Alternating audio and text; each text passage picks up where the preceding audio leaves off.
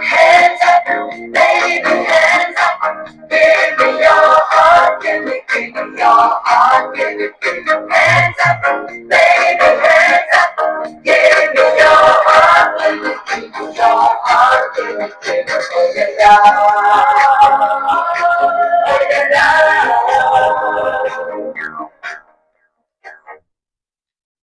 Buenos días, nos encontramos en nuestra casa, más preciso en nuestro lugar de trabajo.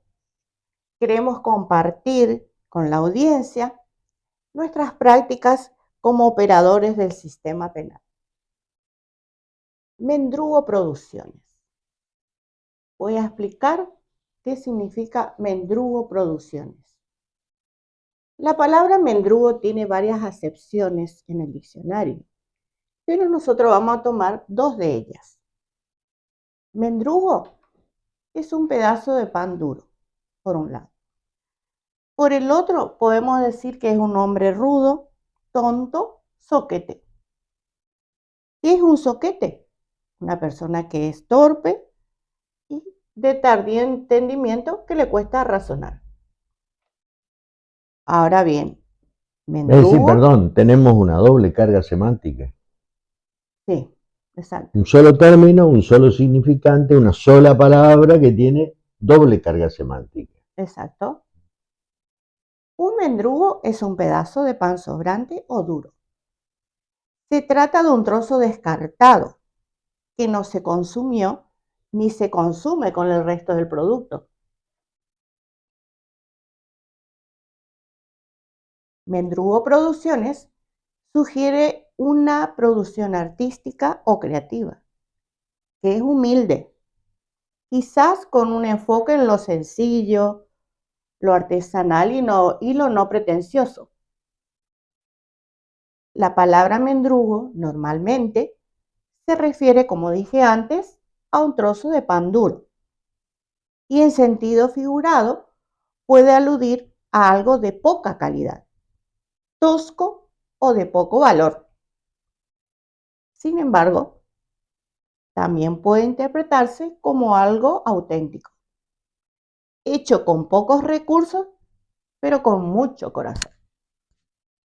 Es verdad. La combinación de mendrugo con producciones crea una tensión que necesitamos poner de manifiesto. Por un lado, producción implica una actividad creativa, un esfuerzo por y para generar algo.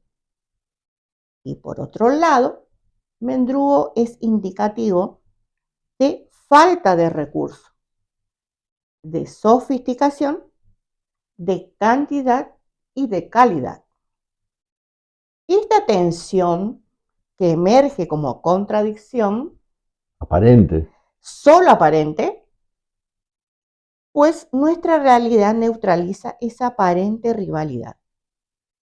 Realidad que cataliza sin modificar un ápice nuestras convicciones de vieja data y que serán auténticamente transferidas con el encanto particular resultante de preferir lo bueno sobre lo que es útil.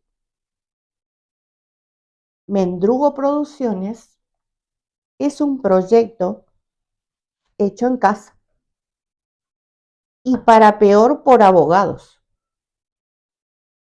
Somos novatos en comunicación audiovisual.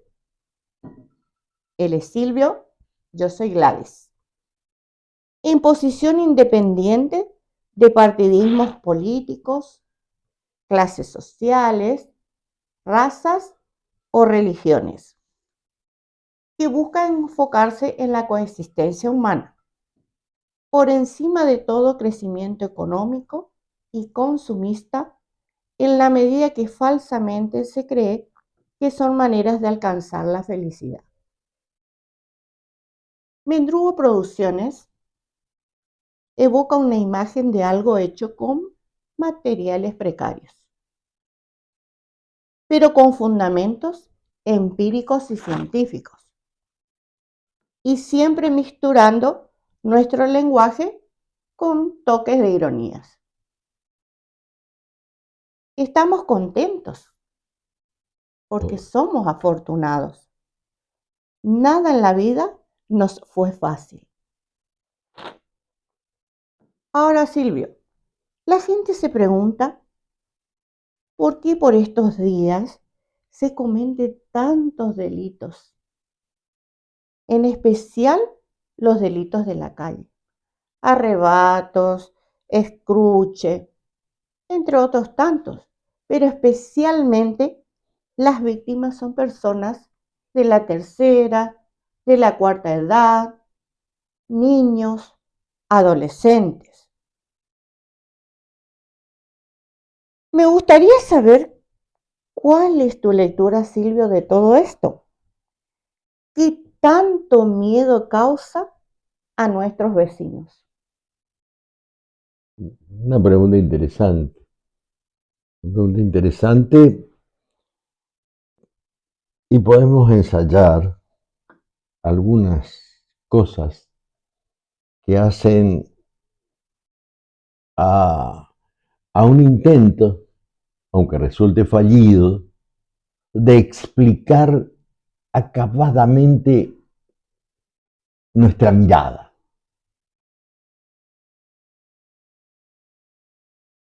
Y nuestra mirada tiene, y esto es muy importante, un sesgo, un fundamento empírico y científico, sin olvidar nuestras propias experiencias derivadas en nuestras prácticas en el ejercicio de la profesión de abogado, tal como lo dijiste. Así es. Este aumento del delito en nuestro país, con las particularidades de altas y bajas, este año aumentó en un 35% respecto del último semestre del año pasado. Esto en nuestro país. Y este aumento, que emerge de las cifras oficiales, no deja de ser un dato dubitativo, en razón de que responde, en primer lugar, a datos de primera mano aportadas, no solamente por las policías, sino también por los fiscales que intervienen, de manera tal que ya hay que empezar a tener en cuenta que esos datos son de alguna manera transmitidos a los medios de prensa con una carga, con una perspectiva que hace a la política de cada institución derivada no del divorcio con los gobiernos de turno, sino encaminándose de alguna manera como soportes en circunstancias que luego se van a ver en boca de urna, que luego se van a ver en épocas preelectorales y electorales, como oportunamente vamos a intentar focalizar y dar cuenta. Esos datos, me refiero a ese 35% de incremento, son datos dubitativos, no solamente por la inexistencia de estadísticas serias, ni estadísticas poco serias, tampoco nos aparecen. Son deudas pendientes del Estado para poder determinar de alguna manera el presupuesto de una política criminal idónea y eficaz para la seguridad ciudadana.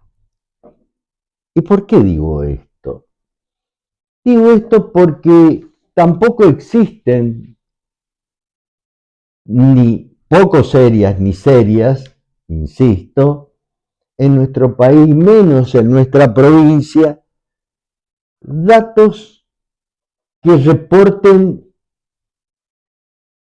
estadísticas de victimización y por lo tanto resulta imposible determinar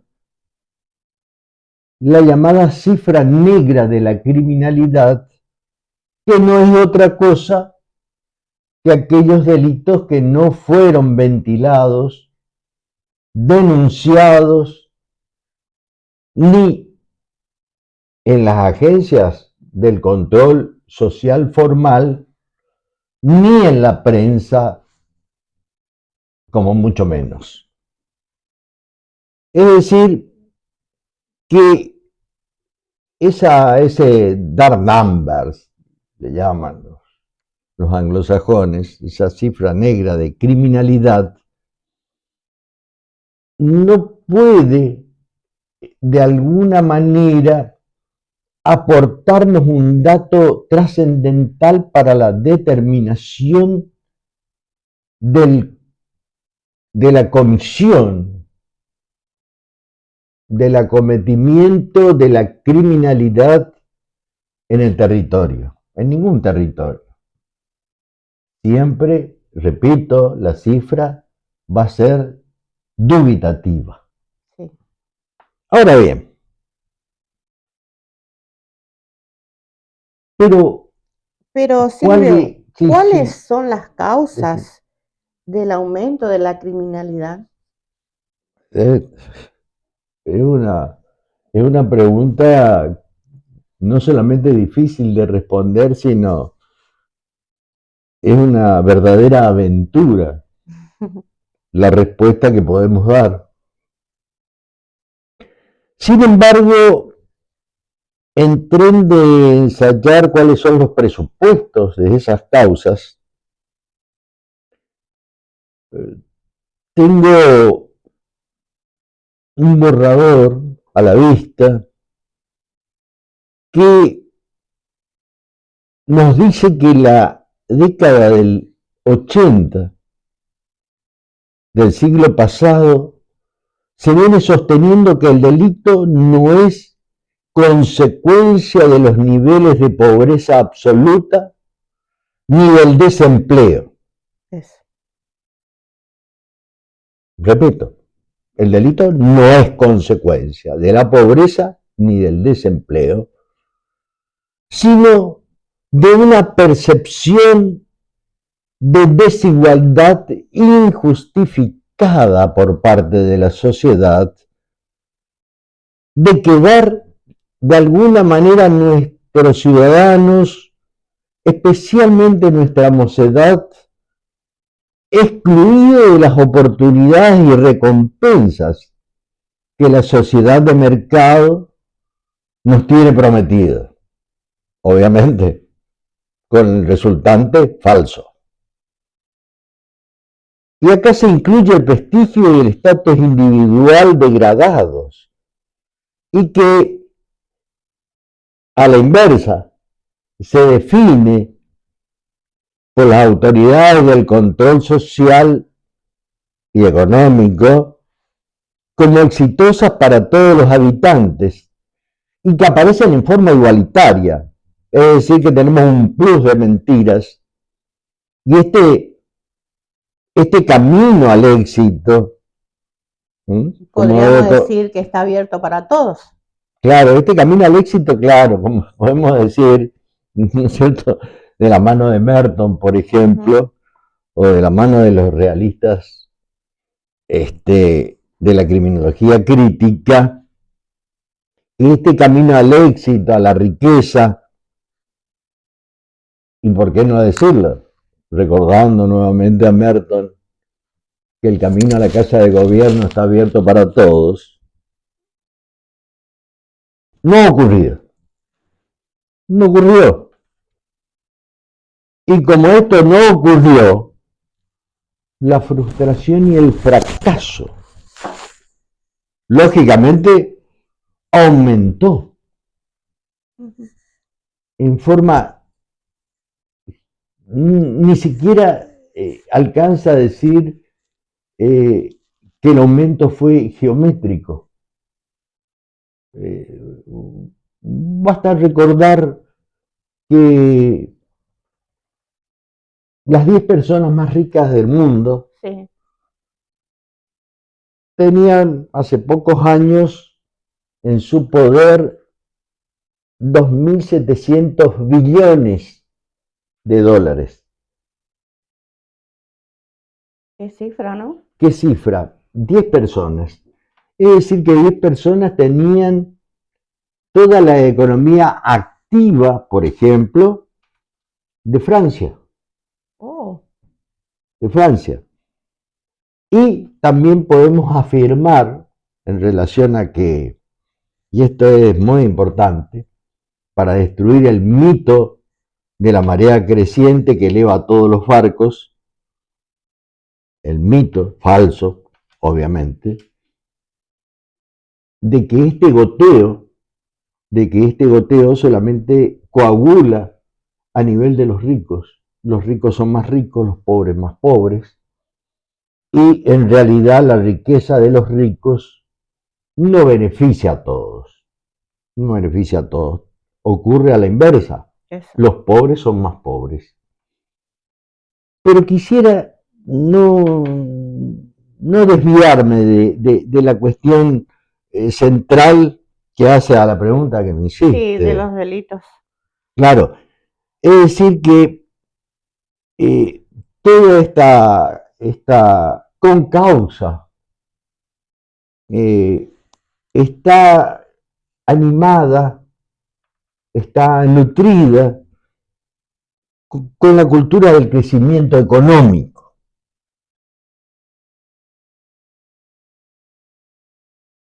Y ese crecimiento económico es continuo. ¿Y por qué? Porque se piensa que es la única manera de satisfacer la búsqueda humana de la felicidad. ¿Cómo eso? Claro, y que la desigualdad es natural, por ejemplo, Ajá. y que esta regla perjudica a todos, y que la competitividad, con sus dos caras de reconocimiento para quienes se merecen y de degradación y exclusión para quien no se merece, las dos caras del reconocimiento, son condiciones necesarias y suficientes para la justicia social. También otra gran mentira. Por lo menos desde esta perspectiva, desde esta atalaya en la que nos colocamos hace bastantes años, Gladys. Eso. Ahora, Silvio, ¿estas presunciones son aceptadas como obvias? Claro, sí. Son conceptos implícitos que pululan en la población, como el consumismo, por ejemplo, que decimos, claro, compro, luego existo. Son esas con algunas particularidades interesantes, Gladys. Sí. Hay una particularidad interesante en donde las determinaciones implícitas, que son obvias para intentar hacerme comprender, Sí. que son obvias, es decir, como que no ameritan prueba. Eso. Lo obvio no amerita prueba alguna, por eso, porque es obvio. Recortan nuestros presupuestos, recortan nuestros conceptos, nuestras posibilidades de inferencia. ¿Por qué? Porque es obvio. Sí. Esa palabra tan usada y abusada por estos tiempos. Y decía que estas presunciones, hemos nombrado 4. Sí. Crecimiento económico, consumismo. Consumismo. Claro, el primero, nos acordamos, crecimiento económico como la manera de proteger y satisfacer nuestra existencia. El consumismo como manera de lograr la felicidad. La desigualdad como una cuestión natural Bien. Y lo que hace esta conceptualización de la desigualdad, que es interesante, esta concepción de la desigualdad hace que nos lleve a pensar en una estratificación de las clases sociales. Sí. Y todo aquel que trate de alguna manera de paliar esa desigualdad es tomado como un reaccionario, un discurso bélico, y claro, ¿cómo no va a ser tomado así Sí. si es una forma peligrosa de percibir el mundo en relación a los lineamientos del poder? Totalmente. Ahora, nuestros compatriotas asuman esas cuestiones implícitas, incluida la competitividad, Bien. y sin embargo, en otro momento esta propuesta también, y interesante esto, intentaremos acreditar absolutamente La falsedad. la falsedad de esas presunciones, tanto en el mito del goteo, de arriba hacia abajo, Ujú. siguiendo tanto a Newton como a Copérnico, ¿no es cierto? Y la otra de que la marea creciente levanta todos los barcos. Y ese mito ya no puede engañar a nadie en la actualidad. No quiero poner de manifiesto lo que estoy pensando en relación a los eslogan electoralistas de algunos partidos políticos. Sí. Pero sí tengo que, lamentablemente, decir de que esos eslogan gozan de muy buena salud. Estamos preparando la provincia del futuro, aparece por ahí. Sí, debe ser, pero estamos preparando al ciudadano del futuro. Estamos preparando al correntino del futuro. Creo que no. Y todo ello animado por la desigualdad global, que sigue creciendo a una velocidad sin precedentes. Ahora, ese incremento de la riqueza total va de la mano en un maridaje ineluctable, ese es el término, con la profundización de la desigualdad social, y esa brecha es imposible de cruzar. Entre la seguridad existencial y el bienestar general, entre la cúspide y la base de la pirámide social.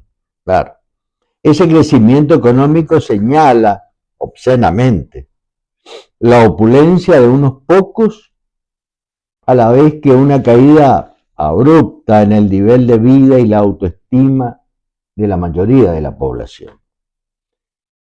Ahora, se estarán preguntando si vamos a hablar. Claro, Silvio. Claro, sí, yo creo que sí, pero se estarán preguntando cómo voy a llegar a relacionar estas cuestiones que vengo expresando con las causas del delito, las causas del incremento de criminalidad. Sí. Estoy diciendo esto porque estas cuestiones implícitas, las 4 cuestiones, están relacionadas inextricablemente con la llamada privación relativa. Es decir, que no existe congruencia con las expectativas prometidas, sí, digo como medios, para lograr el éxito que nos presenta la sociedad, el gobierno, los estados, las políticas, las ideologías como exitosas. Estoy hablando de ideologías de mercado, del libre mercado, del mercado capitalista. Estoy hablando de la mano invisible del mercado y la posibilidad de que la oferta y la demanda se neutralicen y equilibren a su hora. No sabemos cuál es esa hora, pero bueno. Perdón, ¿vivimos en un estado consumista entonces? Sí, por supuesto, hace muchos años. Y esto tiene relación con hacemos un paréntesis, tiene relación con la música que pusiste, que estábamos escuchando. Al principio. Manos arriba de Ottawa. Ottawa. Claro, este grupo musical que hace popular ese tema que es de ellos, que son franceses, y que aparece en 1981. Parece que tendríamos que relacionar en el tiempo estas cuestiones con la privación relativa. Sí. Es decir, esa incongruencia entre las oportunidades o expectativas y el logro o resultados obtenidos. Eso. ¿No es cierto? Parece que caminan por lugares diferentes, no van de la mano, están divorciadas.